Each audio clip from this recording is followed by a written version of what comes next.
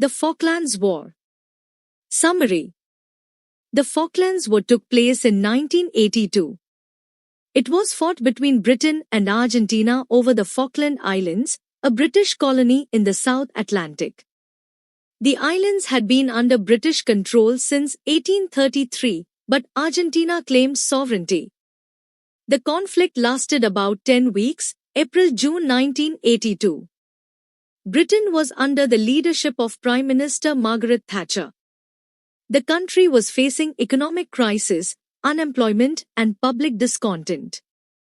The war diverted public attention from internal problems and revived national pride. Thatcher's strong response helped restore faith in the government and secured her re-election in 1983.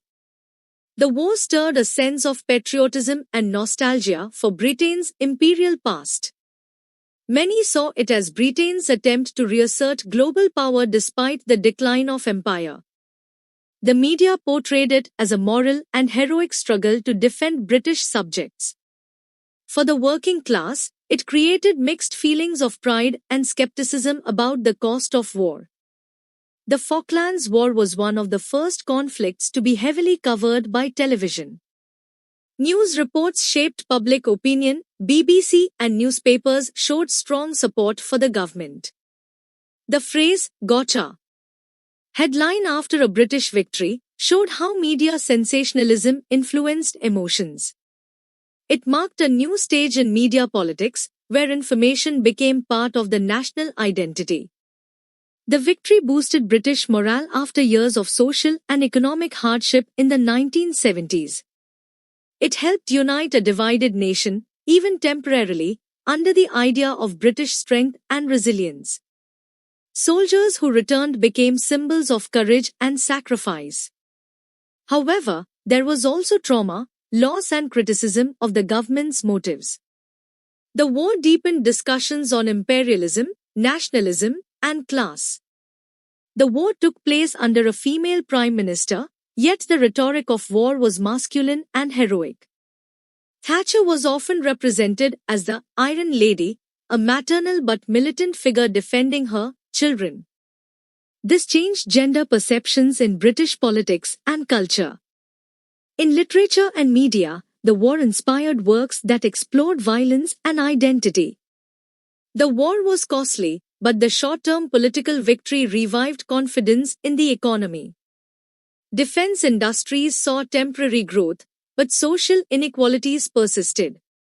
It reinforced the shift toward Thatcherite policies such as privatization and reduced welfare. For the working class, it did not solve unemployment or poverty.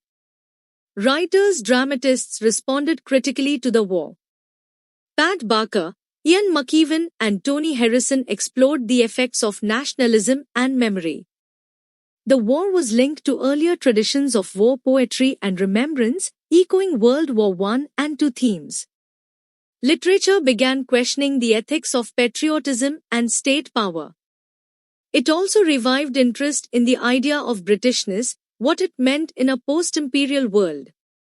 The Falklands War marked the end of Britain's colonial retreat, symbolically preserving its image as a world power. It strengthened Thatcherism and conservative values in the 1980s. It also shaped later British foreign policies and military attitudes. In social memory, it remains a turning point of pride and controversy. The war reminded people of the emotional power of nationalism and the cost of.